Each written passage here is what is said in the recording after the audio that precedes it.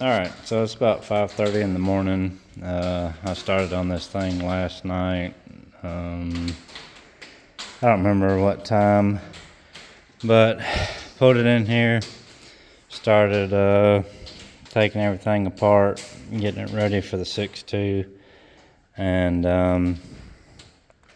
I take back all the mean things I said about a Caprice, working on a Caprice. This thing definitely takes the cake. As far as everything's really tight, and you got to take this part out to get that part out, and it's very, very tight space. I actually I couldn't get the starter out until I pulled the bell housing because it was hitting the motor mount. So hopefully with the new motor mounts I have, there'll be enough room to get it out. So I'm kind of contemplating on going to Summit this morning when they open, and getting a new starter and a new alternator and stuff like that, because if I have to go back through the trouble to get to them to replace them, it's just going to be ridiculous. The amount of stuff you have to take off, because you can't get anything through here because you got the ABS module, power steering line, sway bar. I mean, there's just, this whole thing is stuffed. You can't even get the electric fans out without pulling the water pump off or something. There's, the neck comes over the top of the fans and you can't get that out. I mean, it is, and I couldn't pull the transmission out with the bell housing on. I had to undo the bolts to the bell housing to get it to come out, because there wasn't enough room for it to come out. So I had to get in there and take all these bolts out and then separate it. And then what was happening is the throwout bearing, the part that comes through here and comes up and connects to the master cylinder, it was curled around and was hitting the floorboard, so it wouldn't come out. So I had to reach up in here and pull these two bolts out and get that off so it would come back. I mean, it's a very tight chassis. I thought the Caprice was bad, but this thing's pretty bad. So here's the shifter setup that the CTS-Vs have. Very pathetic, in my opinion. I don't know why you would do this. But I mean, you see how much play is in those bushings. Now granted, these two pieces this piece bolts to the floorboard, and then the shifter goes in these two holes, and then this bottom piece here is what the shifter actually goes into and then shifts it. So anyway, the shifter came with these two new bushings here to firm that up. I kind of want to see if I can tighten these two up, just because I feel that any type of play, especially down here, once you, that little bit of movement here, once you put the leverage of it back to here, that's a lot of movement. So I mean, you can see, I know the transmission is moving too on the jack, but anyway, they make some stuff up here, but I really didn't know what I was looking at, because I didn't know what I was doing when I ordered the shifter, and I didn't know what bushings and all I needed for this part of it. So I got a new transmission mount for it. I'm gonna drain the fluid, put fresh fluid in it. Oh, this is pretty neat right here. So this is they call it a dual mass flywheel, and so you can see the outer part moves to dampen like driveline shock and stuff. It's very heavy. So it's a very interesting piece. Oh God, it's heavy. But yeah, you can see how thick it is. I mean, that is a really thick, heavy piece. And so this is what makes you have a shorter throwout bearing. And this is hydraulic clutch, obviously. And so what people figured out is if you put a LS7 throwout bearing in here, then the height of the LS7 throwout bearing is longer than the one for this because of the dual mass flywheel.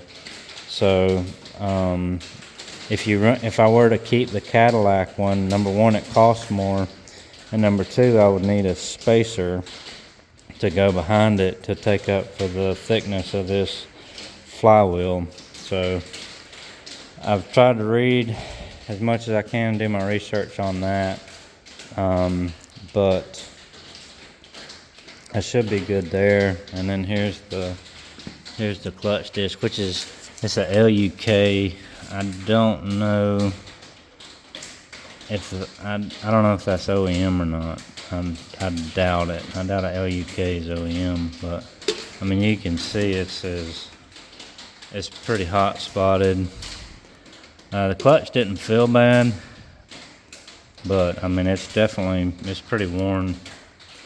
So I mean, it's it's gotten hot. You can see all the heat spots on it. You can see on the flywheel as well. It's pretty hot spotted.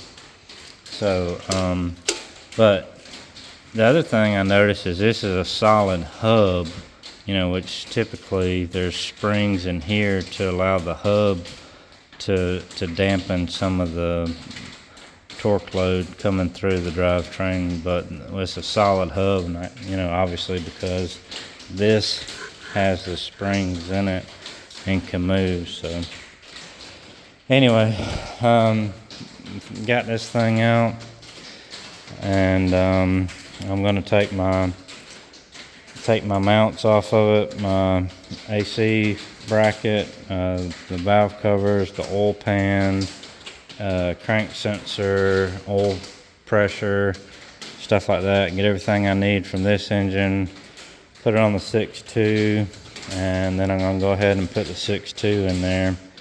And I ordered the hose that goes from the throwout bearing through here. The one on the Cadillac it's a short hardline type thing, and the LS7 one has a very long. I'm not sure how it goes on that one, but it's way too long. So this piece from Tick Performance, this hose, basically bolts into the LS7, and then is a shorter hose that basically just plug and play, and is a lot cleaner, nicer piece. I think I ordered it earlier this week or Sunday or something, and it's not showing to be here until like Monday, so I'm a little upset about that, because I'd like to go ahead and try to get this thing back together, because they're in North Carolina and I'm in Georgia, and I shipped a package 3 or 4 times the size of this clutch hose to Montana the other week, and it cost me about $10 and got there in 3 days. So I don't understand why it should have been here. I could have drove up there and got it, but anyway, I have a lot of work to do. So what I want to do again is get the engine in. I'm going to stab this in here with just the bell housing, 1 or 2 bolts on the bell housing, 2 bolts of transmission in there, the new mount, and then I'm going to start building my exhaust. So this is the stock exhaust, and it's really not that bad. It's 2.5, it's very heavy, but I'm going to build a whole new 3-inch exhaust, and then new mufflers and everything. So since I don't have that clutch hose, I'm just going to stab it in there, get everything where it needs to be, and start building my exhaust so I can have that built and done, because that'll take some time. And then I still have to do the rear diff bushings, the carrier bushing, and I don't know, like I said, there's a lot to be done. So first thing I'm gonna do is take these mounts out and then get the new solid mounts in and get these bolted up on the 6.2.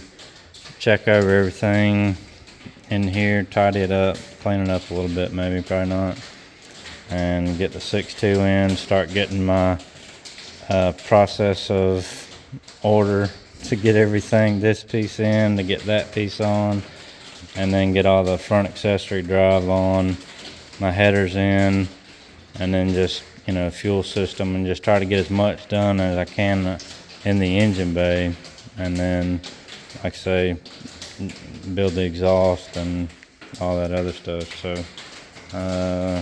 had a lot of bolts. There's a lot of bolts. Here's the throwout bearing. So it's got a that little piece. I took this end off of here because it was in the way. This piece.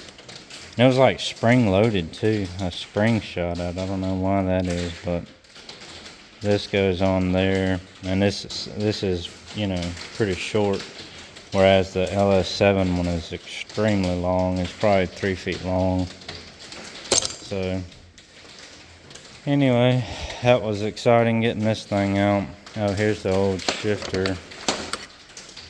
So it has like a little nylon thing, and then a little nylon ball in there, and these wear pretty good, and then it's pretty loose. So like I say, I got the CS short throw for it, so I'm excited about getting that in there, firmer, smoother shifts and everything out of it. But anyway, I'm gonna start prepping the 6.2 and try to go ahead and get it dropped in here, and then we'll go from there.